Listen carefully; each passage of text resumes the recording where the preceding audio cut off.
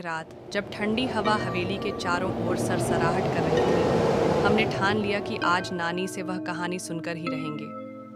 हम उनके कमरे में गए और उन्हें घेर कर बैठ गए। नानी ने पहले तो मना किया, लेकिन हमारे जिद करने पर वह मान गईं।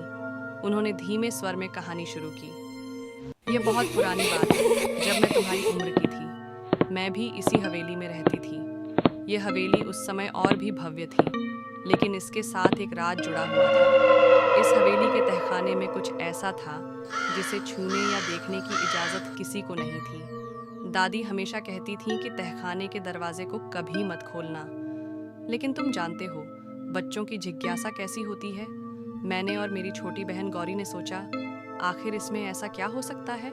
तहखाने का रहस्य नानी ने बताया कि एक रात जब पूरा परिवार सो रहा था, उन्होंने और गौरी ने चुपके से तहखाने का दरवाज़ा खोलने का फैसला किया। दरवाजे पर एक बड़ा सा ताला लगा था, लेकिन नानी की बहन ने दादी के कमरे से चाबी चुरा कर लाई थी। हमने दरवाज़ा खोला और अंदर गए। नानी ने कहा, अंदर घुप अंधेरा था, लेकिन हमारी लालटेन की रोशनी में हमने जो देखा उससे हमारी सांसें रुक गईं। वहाँ कई पुरानी पेंटिंग्स और किताबें थीं, लेकिन उन किताबों में से एक किताब बाकी सबसे अलग थी। वह किताब सोने की तरह चमक रही थी। गौरी ने उस किताब को उठाया और उसके पहले पन्ने को पलटा। तभी कुछ अजीब हुआ। हवेली में अचानक से अजीब सी आवाज़ें गूंजने लगीं। ऐसा लगा जैसे हवेली की दीवारें हमसे कुछ कहने की कोशिश कर रही हों। हम डर गए और वह किताब वहीं छोड़कर भाग गए। लेकिन उसके बाद से अजीब घटनाएं होने लगीं। नानी ने अपनी आवाज़ धीमी करते हुए कहा।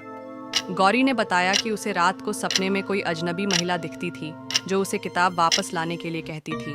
लेकिन हमने डर के मारे किसी को यह बात नहीं बताई। एक दिन गौरी अचानक गायब हो गई। पूरे परिवार ने उसे ढूंढा, लेकिन वह कहीं नहीं मिली। तहखाने को भी खंगाला गया, लेकिन वहाँ कुछ भी नहीं था। दादी ने तब कहा, मैंने तुम्हें चेतावनी दी थी। यह हवेली सिर्फ एक घर नहीं, यह एक रहस्य की गहराई में बंधी है। गौरी ने उस नियम को तोड़ा और अब उसकी कीमत चुकानी पड़ी।